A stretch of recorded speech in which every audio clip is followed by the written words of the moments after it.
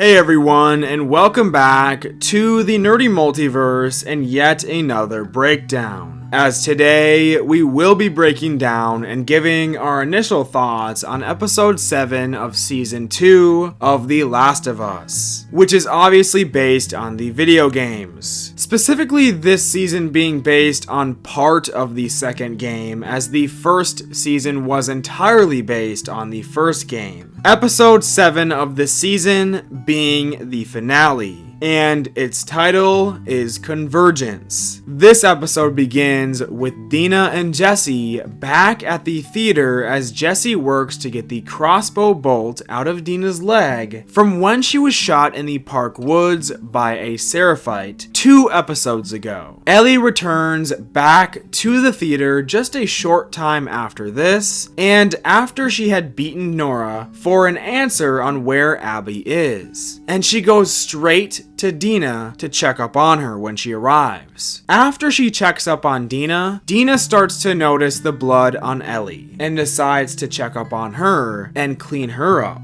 Now, one thing I do find just strange is that we see all these bruises and scratches on Ellie's back, but we have actually barely seen Ellie fight at all this season. And we know that they shot scenes of her fighting, they just didn't show any of it. This scene also happened in the game, as she talks about what she did to Nora, and how she thought it would be much harder than it actually was. However, in this version of the scene, they did add some stuff here, like the fact that Ellie actually tells Dina what Joel did in Salt Lake City, which I also do think is a little bit odd. Everyone is seemingly finding out what Joel did, which wasn't the case in the game. After this, Ellie and Jesse get ready to head back out into the streets of Seattle and head to the rendezvous point and meet up with Tommy. Here, Dina comes out and gives Ellie her good luck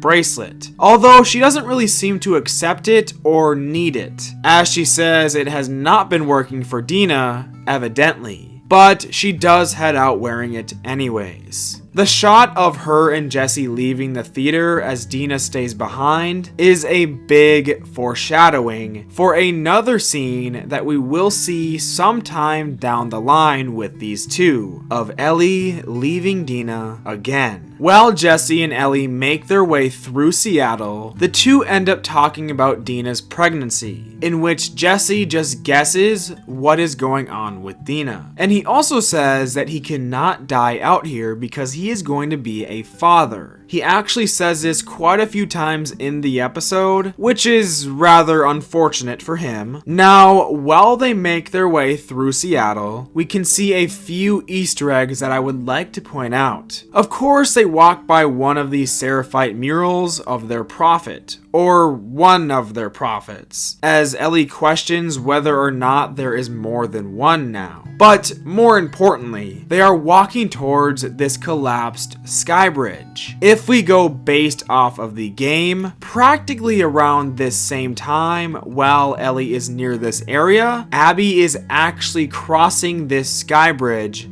during the storm alongside her companion, who I will also mention later on. Also on their way to the rendezvous point, they are forced to hide inside a parking garage as a group of wolves corner a singular Seraphite and capture him. One of these wolves seems to be the same exact one that has been with Isaac ever since he turned on Fedra all those years ago. Ellie gets angry as they practically just allowed the young Seraphite to just get killed, but they were severely outnumbered and this is not their war to fight, as Jesse says. We actually then cut to one of the WLF outposts, which is at an old Costco store. You know what a lot of people say, if there is an apocalypse, just go to a Costco because apparently they have everything that you need. And apparently, that's what some of the wolves did. Anyways though, we see Elise Park, the same lady who locked her team in the hospital basement, as she meets with Isaac at this base, as he wonders where Abby is. Elise says that Abby has gone missing, and so has Mel and Owen, but he doesn't seem to care about the others because he just needs Abby back. And the reason behind that is because if he is to die after their plans, he wishes for Abby to take his place and lead the wolves herself. We then catch back up to Jesse and Ellie as they arrive at the rendezvous point, which is a bookstore. But when they get there, Tommy is nowhere to be found, so they decide to hang around and wait for him. While they stay here, Ellie looks around and picks out a book for Dina's kid, among a bunch of other books that a lot of viewers probably read when they were kids. Jesse and Ellie then sit down and begin to just talk, as they talk about the relationships with Dina and how it is different. Jesse does not love Dina the same way that Ellie does, at least not anymore, even if he is going to be the father to her child. He then talks about another woman who stopped by Jackson for roughly 2 weeks, and that is who he felt like he loved. But she left for Mexico and he decided to stay in Jackson. And good thing that he did, or nobody would have been able to save them in Seattle from those stalkers. Before they can continue, the walkie-talkie starts going off, as wolves start calling for backup as a sniper is pinning them down and has taken casualties along the way, presumably. This is of course none other than Tommy, the first mention of his work in Seattle, and just how menacing he really was towards the wolves, and specifically Abby's group, which I guarantee we will actually get to see for ourselves in season 3.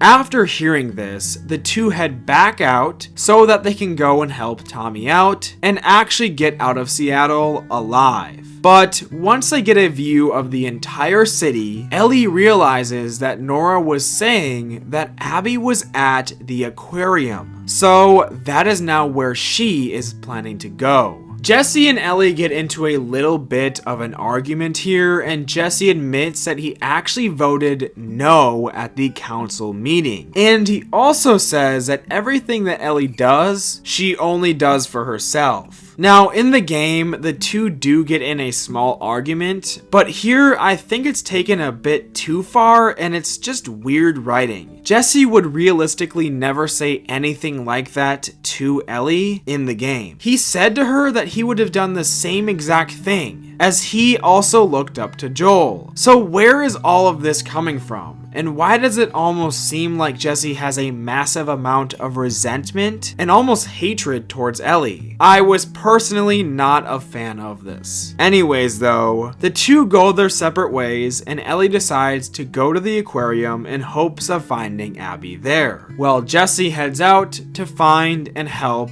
out Tommy. On her way to the boats, Ellie spots a massive amount of wolves boarding other boats that also include Isaac. As they pull off, we can see where they are heading towards, and that is an island off in the distance. This is the Seraphite's island. So clearly this big plan that he was talking about was going off to invade the Seraphite's main base of operations, or their home. After they all depart, Ellie then heads down and takes one of the boats for herself. But while she heads towards the aquarium and the storm starts picking up, the waves end up knocking her off the boat and causing her to land on an island elsewhere, as she is met by a group of Seraphites, including one of the few named members, Emily, from the game. They get ready to hang and kill Ellie, but then their village's siren goes off, so they just leave her. This scene kind of just happens and then we just completely forget about it. Ellie immediately heads back out and then arrives at the aquarium. As she makes her way through the building, she passes by a medical table that has clearly been used recently. This is a little hint towards the existence of the characters of Lev and Yara, who we won't be seeing until season 3, but this table is where Abby, Mel, and the rest of their group helped Yara out in the game. Ellie eventually comes across Owen and Mel in the building, but no Abby. So she starts questioning them on where she is, then telling them to point where she is on the map, and if their answers don't match up, then they will get hurt. This is the same exact tactic that Joel and Tommy would use not only in the game, but in the show.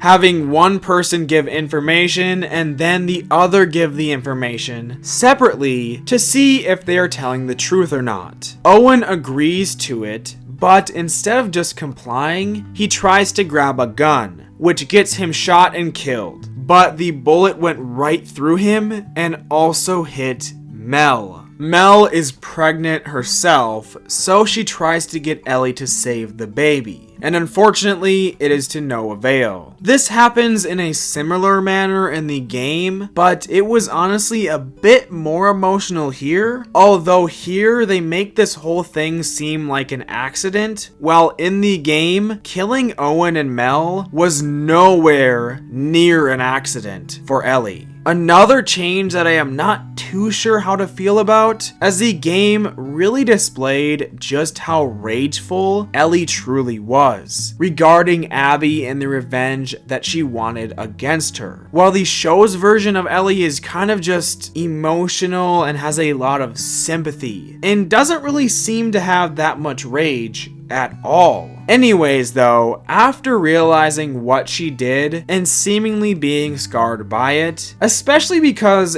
Dina is pregnant herself, Tommy and Jesse arrive to the aquarium themselves to get Ellie out of there. And we do see Tommy comfort Ellie the same sort of way that Joel used to. When they return back to the theater, we can see just how much Mel's death has affected Ellie, as she just walks past everyone without saying a singular word, including Dina. Back in the auditorium now, as Tommy and Jesse make their plans to get out of Seattle and back to Jackson. Tommy tells Ellie that those people were a part of Joel's death too, and they knew what they got themselves into, briefly displaying Tommy's care for Ellie, but also his idea of revenge as well. But they need to get back home before they die out there as well. So they say that Abby gets to live, and they need to live with that, at least for now. Tommy then heads upstairs to start packing up,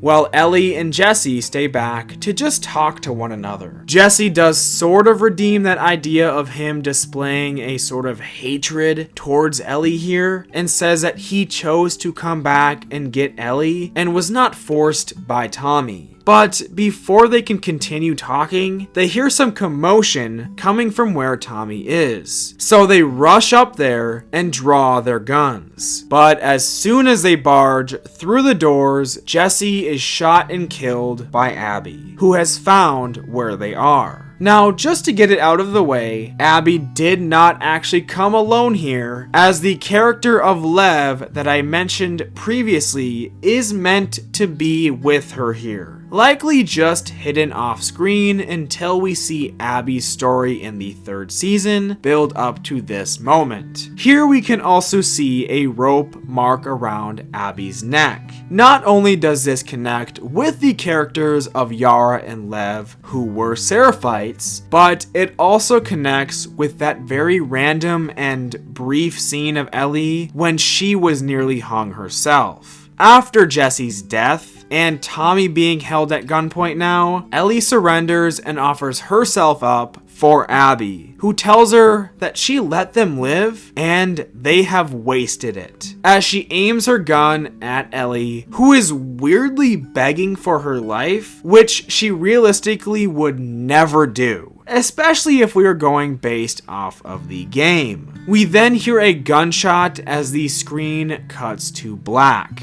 This is likely after Tommy has tried to tackle Abby, causing even more commotion. We then cut to Abby, who is awoken by Manny. A very small detail here, but as she wakes up, she is holding the same sort of book that she held in this scene in the game. I do find it weird how very small details such as this can be so similar, but some major things are changed in the show. Anyways though, as Abby makes her way out, we see the huge stadium community that the WLF hold. As we see, this is day 1 in Seattle, but for Abby. So clearly the third season will be following Abby's storyline, as the episode and the second season end off. And overall, I thought this was a decent episode. I really have been noticing all of these different changes more and more as they continue to happen, especially when it comes to the personalities of these characters. Obviously, that is not any of the actors' faults, it's just the writing decisions. I do think if you have not played the games, you will enjoy this season a lot more than those who have played the games and are hardcore fans of them. It is still decent television, but as a game player, some things were definitely disappointing, while other things were admittedly done well. And of course, the season also did add some extra things to the story that I also did enjoy. Now, this episode was decent, as I said before, but I do feel the pacing was a bit questionable, and all the personality difference were a bit weird to me. If we are going to compare, I definitely enjoyed the first season of the show more than the second. I do hope that when the third season comes around, they can avoid causing even more huge changes and can execute it well. It may seem like I do not like this episode and have a few nitpicks or issues with it, but I did not entirely hate it or anything like that. I think I would give it a 7 out of 10 or so. But yeah, that about does it for this episode, from me at least. But of course, I would like to hear your thoughts on it as well, so make sure to leave them down below. Anyways though, thank you all for watching. If you enjoyed our breakdown and review on this episode, feel free to give it a like. And with that being said, we will see you all the next time that we go through and explore the nerdy multiverse.